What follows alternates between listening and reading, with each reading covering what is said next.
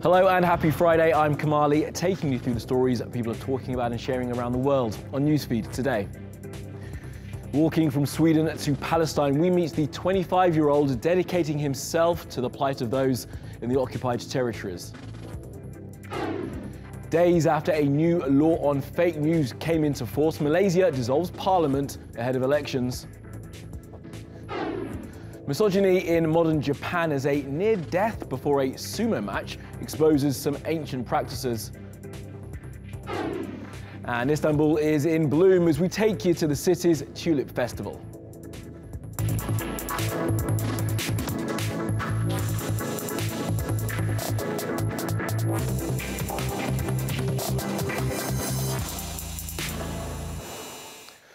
Well, top of our newsfeed is Benjamin Ladraa. This is his Facebook page. He left his home in Gothenburg on the 8th of August last year. His destination? Palestine. Now, he says he's walking to raise awareness of the situation in the occupied territories and is here in Istanbul. He's been using the hashtag Walk to Palestine to document his amazing journey all across social media. Now, there have been many posts of those who've been lucky enough to meet Benjamin along his journey. Selma Alic added this from here in Istanbul with the quotes from the Proclaimers song 500 Miles. And Khalid Matar posted this after meeting Benjamin at Marmara University here in the city, where Benjamin spoke last week. All right, well, Benjamin is here and we're able to talk to him. So, Benjamin, first of all, from everyone at TRT World, I want to wish you luck and just praise you for doing this. Why did you decide to start?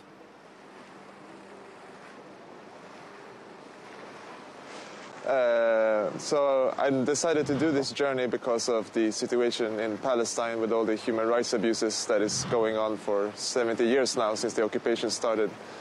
And I visited last year and what I saw really shocked me to the core. So I want to do something to be a part of the positive change that needs to happen. So I decided if I walk there, I might raise some awareness about the occupation and being able to talk to people about what's happening in occupied Palestine. Of course, we often talk about it, we often see pictures. Just today there are pictures coming out of Gaza, the occupied lands, of clashes between youths and Israeli troops. What are you hoping that your particular walk will do, and what kind of reception have you got from people along your way? Well, the only thing clashing in Gaza now is the Palestinian bodies with the Israeli bullets. They're using dum-dum bullets that expand in your body to severely decapitate the Palestinian people and make their legs blow up. It's really a terrible situation there. So what I'm hoping to do with my walk is to talk about this, to try and talk about what is going on in Palestine, the occupation and all the human rights violations happening, to be able to inspire more people to do something about the occupation and create the mass movement that we need to put enough pressure on the governments to stop their occupation. And Benjamin, look, we have movements, we have divestment, we have governments around the world, especially this one here, criticising the Israeli government, but often things don't change and often settlements are built, the Israeli government carries on. What really needs to happen for the international community? Indeed. Well, we need to put a lot of diplomatic pressure. We need to put a lot of economical pressure. I mean, whoever is selling guns to the Israeli government right now needs to stop doing this. We need to put a lot of pressure on the United States to stop their support of this occupation, because the United States is sending millions and millions of dollars in military support to continue all the human rights violations against Palestinians. So we need to speak out against this as well and put just economic pressure and diplomatic pressure on the US and Israel to stop their violations of Palestinian people. And Benjamin, I mean, you're a man who's walking to try and raise awareness. I often ask experts this about the two-state solution. How do you see that at this point in history? Well, for me, I'm just a normal guy to begin with. I'm just an activist. And what I care about is people not having this enormous occupation on themselves. I just want people to live peaceful lives without needless suffering. So 1 state, 2 states, or 3 or 4 states, I don't care, as long as we don't have systems of discrimination and apartheid in either one of those states. I just care about people living peacefully together and not having these enormous systems of segregation, big walls, and irregular invasions and massacres of people. This is what I want to stop. And then if there's 1 or 2 states, that doesn't really matter to me, as long as these states are democratic and good states without systems of oppression. Absolutely. Okay, well, Benjamin, we thank you again for your time, and I wish you luck on the rest of your journey. Now, Malaysia has passed a law which will punish anyone who publishes fake news. And the government have now dissolved parliament ahead of new elections. Teresa's looking at it for us. Following the announcement made by Malaysian Prime Minister Ladraa, several Malaysians took to social media. Because the announcement itself was largely unsurprising, Malaysians have been waiting for this announcement for several weeks. Instead, people highlighted policies that he had passed, or policies they wanted passed. Some people simply came out and said, let's exercise our voting right responsibly. Someone else wrote, if you don't vote, you can't complain when you dislike your new leader. Others were very critical of the current administration, citing scandals, including 1MDB. Someone wrote, the only people who would publicly say 1MDB is profitable and no money was stolen was from those who were UNMO supporters, referring to the party. Others even took to Twitter to make jokes, saying that because of the long delayed announcement, they feel like they've already been in this election for 10 or 20 years. All right, let's take a look at what else is trending on social media. Kamali Melbourne is being absolutely roasted after posting this on Twitter, pointing out a single grey hair on the head of Meghan Markle. She's the American actress who's about to marry Britain's Prince Harry. Now, Twitter was not having it, some telling the magazine to delete their account. Thankfully, they have deleted the tweet. Well, some Friday feels from this guy. He's an usher at the stadium where the Houston Rockets play, and when fans are not watching James Harden, they watch this guy do his thing. The video has been shared millions of times, and he's good, but come on, he's not that good.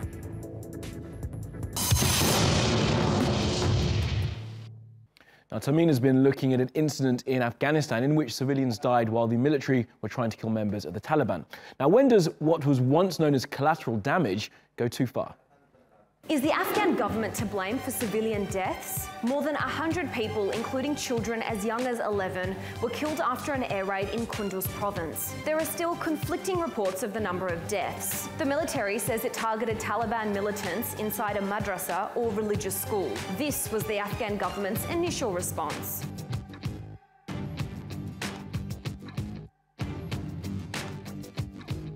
But after images began circulating online, the government changed its stance.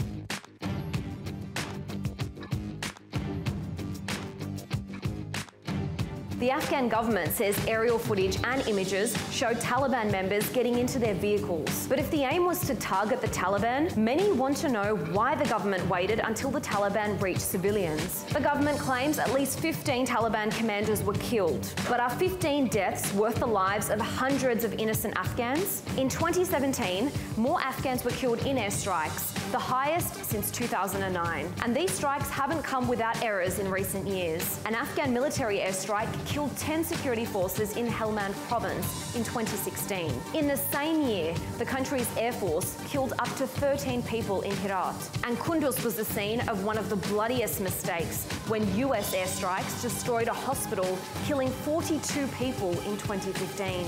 So are the lives of innocent people worth killing Taliban fighters? Now, sumo wrestling, an ancient Japanese sport full of ritual and rice and salt and big, fat men. And apparently, no women are allowed, not even when they're trying to save a life. Have a look at this.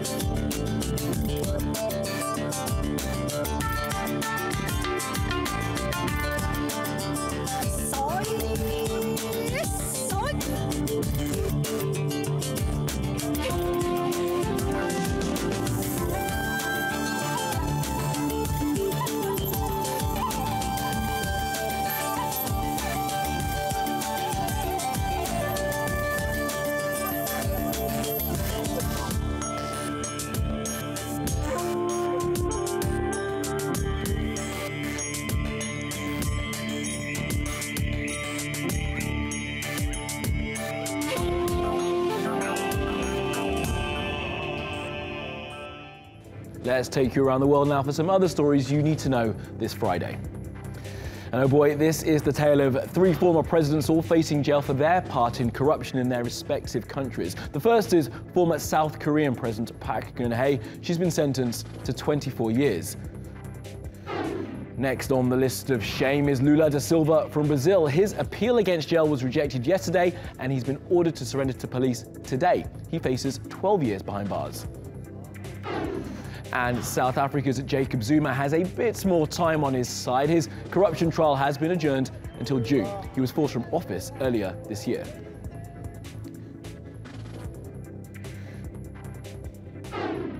Now, scientists are suggesting a giant sunshade could be the solution to global warming. It's being financed by a group called the Open Philanthropy Project, which was set up by Dustin Moskovitz, who was a co-founder of Facebook. Now, the idea is controversial, and a number of scientists from countries most affected by climate change, like Bangladesh, Jamaica, and Ethiopia, have called to be part of any discussions. But if you're like me and a Simpsons fan, when you heard the news, you thought of this.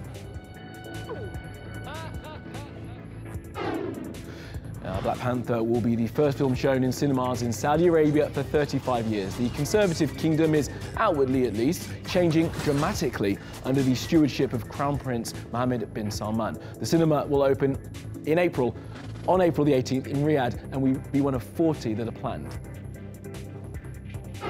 And staying with the movie theme, cinema is mourning the death of Isao Takahata. He's the co-founder of the Japanese Studio Ghibli. He's best known for his work Grave of the Fireflies and was nominated for an Oscar for his most recent piece, The Tale of Princess Kaguya.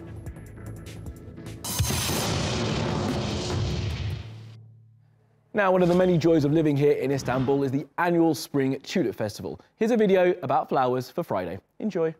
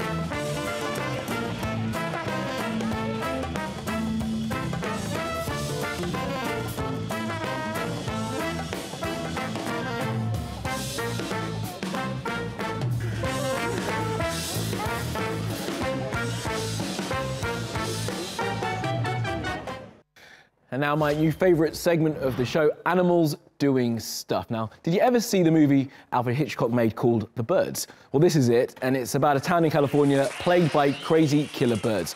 Well, this is suburban Australia. This is in the city of Adelaide, and what you're looking at are thousands and thousands of corellas. Not only are they a pest because of the damage they cause to crops and trees, have a listen to this.